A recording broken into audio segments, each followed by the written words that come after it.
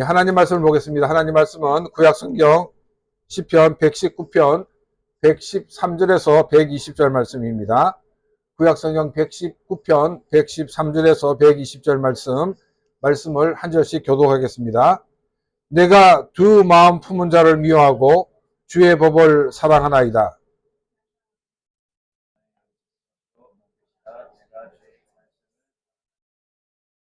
너의 행악자들이여 나를 떠날지어다.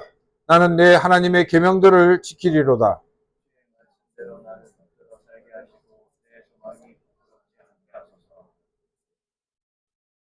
나를 붙도소서 그리하시면 내가 구원을 얻고 주의 율례들에 항상 주의하리이다.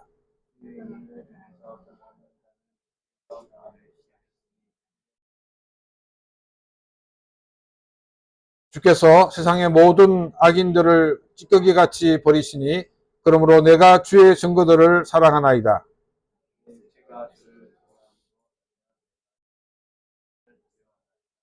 아멘.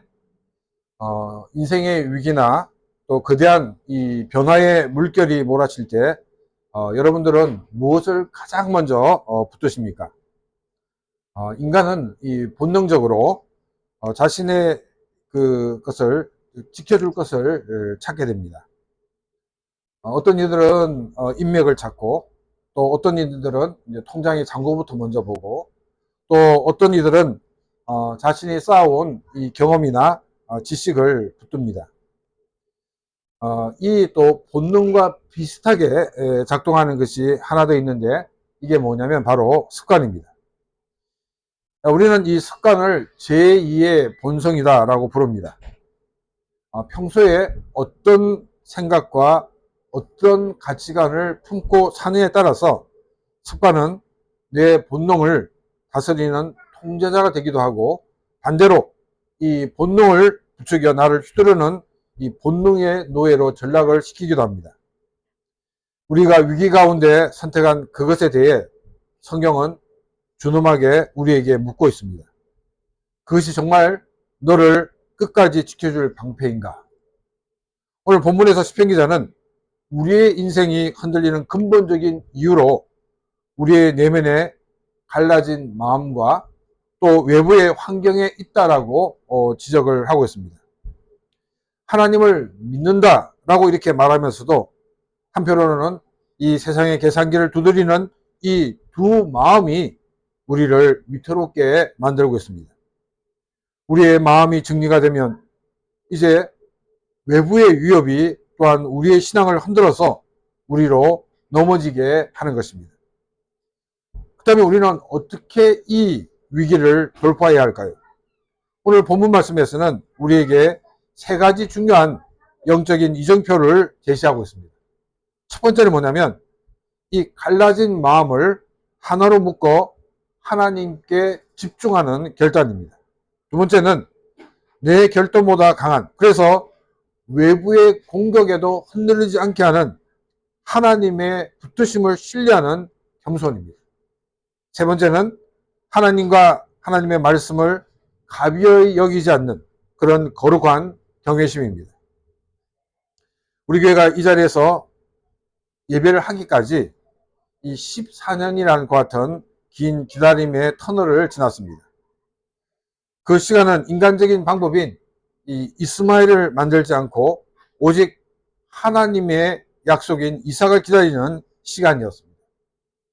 세상의 지혜와 현실적인 조언들이 우리를 흔들었지만 하나님은 결국 하나님의 때가 되었을 때 하나님의 방법으로 온전한 이 자리를 허락해 주었습니다. 우리 교회의 이 생생한 간증이 오늘 선포될 하나님의 가장 강력한 증거가 될 것입니다. 그리고 우리의 본능을 다스릴 수 있게 하는 것이 습관이라고 말씀을 드렸습니다. 오늘 말씀을 통해 우리의 습관이 변함으로 본능에 따라 움직이는 삶이 아니라 하나님의 말씀에 움직이는 그런 삶이 되는 복된 시간이 되시기를 바랍니다. 먼저 113절에서 115절 말씀입니다. 내가 두 마음 품은 자를 미워하고 주의 법을 사랑하나이다. 주는 나의 은신처시요 방패시라. 내가 주의 말씀을 바라나이다. 너희 행악자들이여 나를 떠날지어다. 나는 내 하나님의 계명들을 지키리로다. 시편 기자는 먼저 내가 두 마음 가진 자를 미워한다라고 선포하고 있습니다. 그래서 두 마음이라는 이 단어의 원어에는 이 나무 줄기에서 여러 갈래로 뻗어진 그런 가지를 의미하고 있습니다. 마음이 하나로 집중되지 못하고 사방으로 흩어진 상태입니다. 이스라엘 역사를 보면 이 두 마음의 실체가 분명해지는 것을 보게 됩니다. 광야 40년을 지나서 가나안에 입성한 이스라엘은 농경사회라는 새로운 환경에 직면하게 되었습니다. 이때 그들에게 유혹이 찾아옵니다. 가나안 사람들과 타협하여서 가나안의 농사법을 배우는 것입니다. 하나님은 가나안에 들어가 하나님 주신 말씀과 또 세계의 절기를 통해서 새로운 하나님 나라의 문화를 만들어가는 숙제를 주었습니다. 상식적으로만 보아도 이 일은 결코 쉬운 일이 아니었습니다. 몇 년을 걸쳐야 될지 또 성공을 보장할 수가 없었습니다. 그들은 말씀을 가지고 실험하기보다는 가나안의 농사법을 받아들였습니다. 가나안의 농사법을 받아들이게 될 때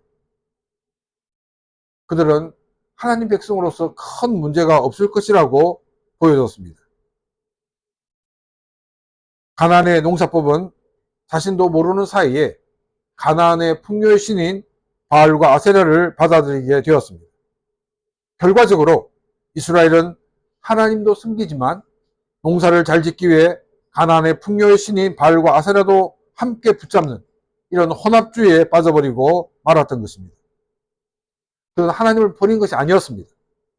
그들은 단지 하나님만으로는 부족하다라는 불안 때문에 그들은 이 하나님을 선택하고 또 바알과 아세라를 섬기는 일을 했다는 것입니다. 왜냐하면 내가 말씀만 의지하다가 실패하면 어떡할 것인가? 그러면 다 죽는 일이 아닌가? 라는 이 불신앙이 바로 양다리를 걸치게 했던 것입니다. 오늘 우리도 마찬가지입니다. 말씀의 한 다리를 또 세상의 방법과 인맥의 한 다리를 거치고 살 때가 많이 있습니다. 하지만 시편 기자는 고백을 하고 있습니다. 말씀만을 붙들 때 일어나는 이 모든 이 정리의 과정은 실패가 아니라 우리 속에 불순물들을 걸러내시는 하나님의 세심한 작업이라는 것입니다. 롯의 아내처럼 세상에 미련을 두지 마시기를 바랍니다. 두 마음은 미움의 대상이지 결코 타협의 대상이 아니란 것입니다. 왜 우리는 이 두 마음을 버리고 말씀만 사랑해야 합니까? 114절에서 시편 기자는 그 이유를 명확히 밝히고 있습니다. 주는 나의 은신처시요 나의 방패이시니 내가 주의 말씀에 소망을 두나이다. 우리가 세상에 양다리를 걸치는 이유는 그것이 더 안전하게 보이기 때문입니다. 그러나 시편 기자는 가장 안전한 길은 하나님과 바알을 동시에 섬기는 것이 아니라 오직 하나님만이 나의 은신처와 방패가 되심을 믿는 것이라고 선포를 하고 있습니다. 은신처는 나를 숨겨주는 비밀한 처소입니다. 방패는 대적의 공격을 직접 막아주는 능동적인 보호막입니다. 우리는 연약하기에 위기 앞에서 흔들립니다. 그때 우리를 붙들어주는 것은 과거에 들었던 화려한 지식이 아니라 오늘 나에게 들려주는 살아있는 하나님의 말씀입니다. 그래서 시편 기자는 과거형이 아닌 미래형으로 주의 말씀을 바라나이다 라고 고백을 하고 있습니다. 감사하게도 우리 교회 성도님들이 12월 15일부터 이 성경 듣기에 동참을 하고 계십니다. 매일 들려오는 말씀이 여러분들의 은신처가 될 것입니다. 또 2026년이 끝날 무렵에 이 말씀의 방패를 경험한 성도님들의 삶에는 놀라운 간정이 넘쳐날 줄을 믿습니다. 115절에서는 시편 기자는 결단을 합니다. 너희 행악자들이여 나를 떠날지어다. 나는 내 하나님의 계명들을 지키리이다. 이것은 영적 선전포고이자 환경을 정리하는 말입니다. 시편 기자가 행악자를 떠나라고 명령하는 이유는 그들이 미워서가 아닙니다.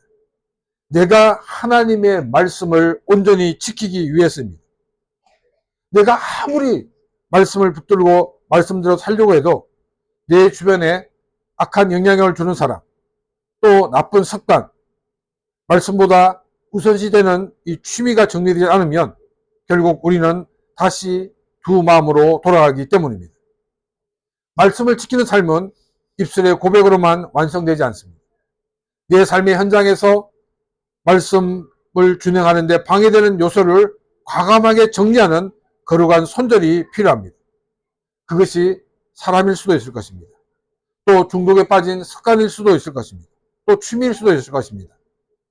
정리가 빠를수록 하나님의 은혜는 더 깊어질 것입니다.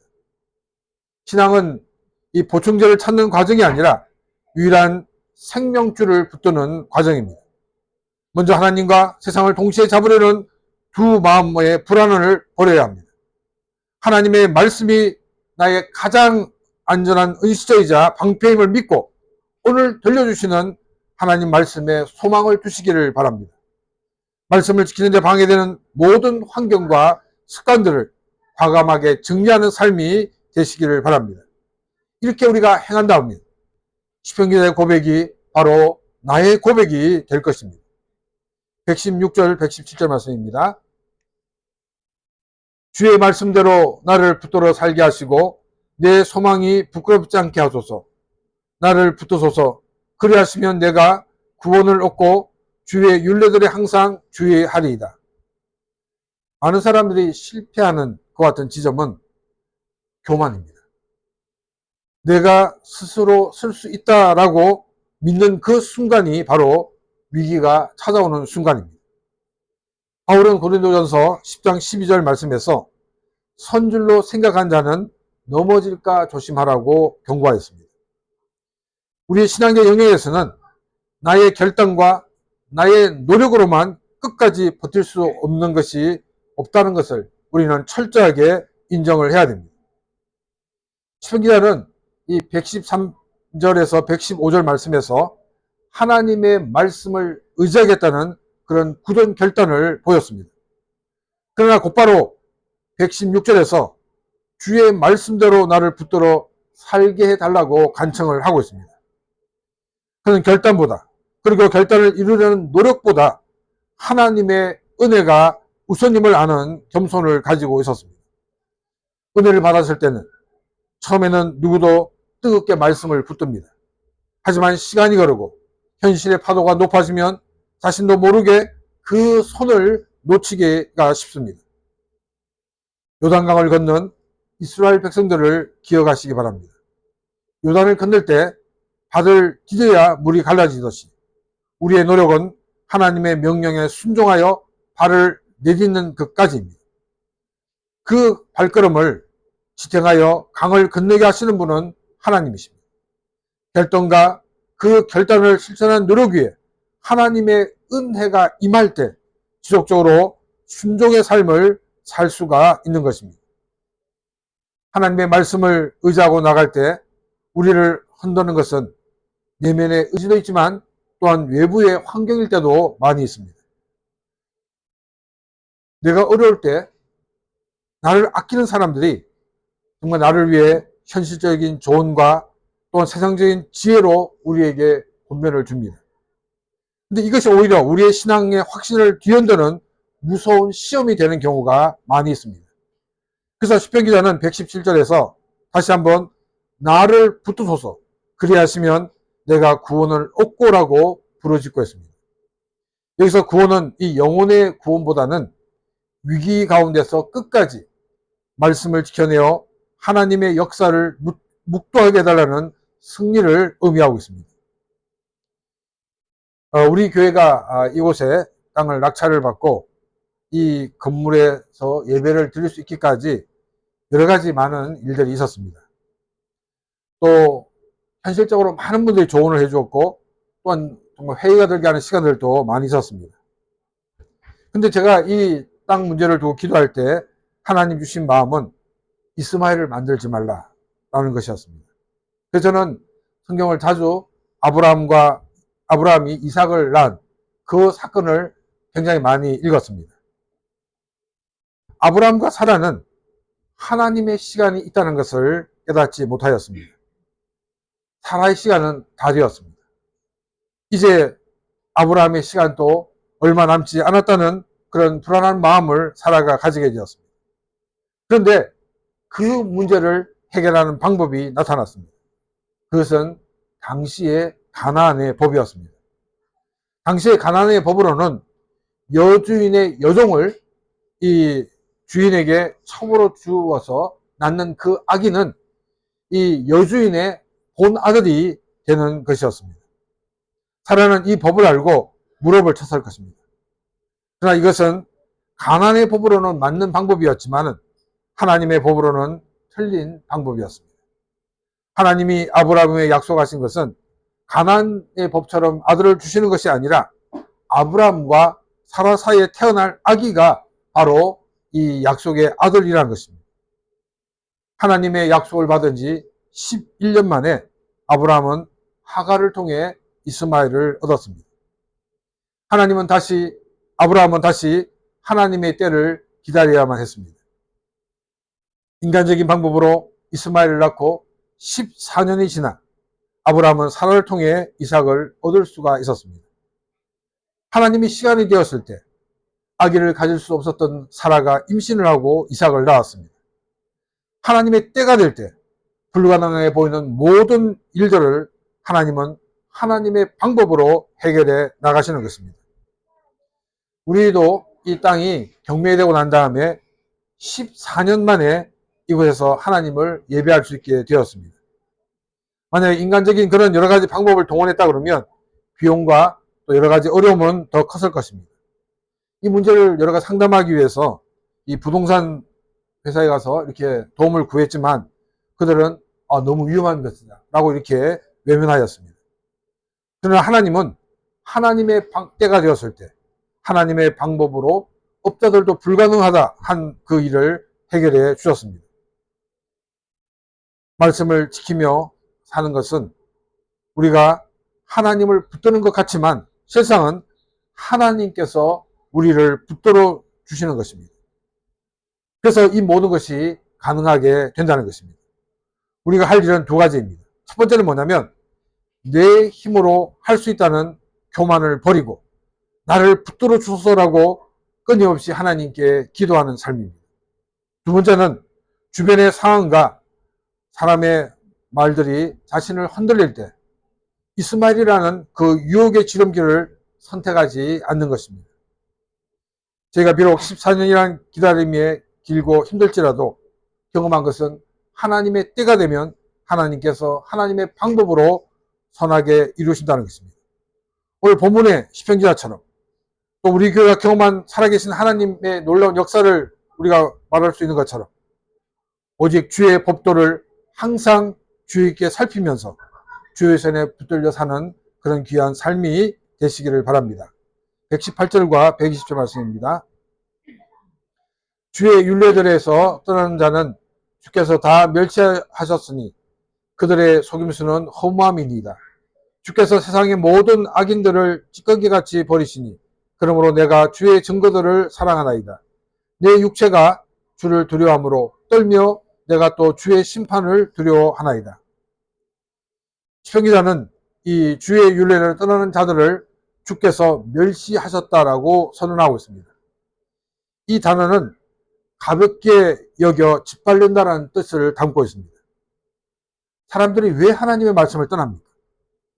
하나님과 하나님의 말씀을 가볍게 여기기 때문입니다. 말씀대로 사는 것보다 세상의 방식을 따르는 것이 더 빠르고 확실한 성공처럼 보이기 때문입니다.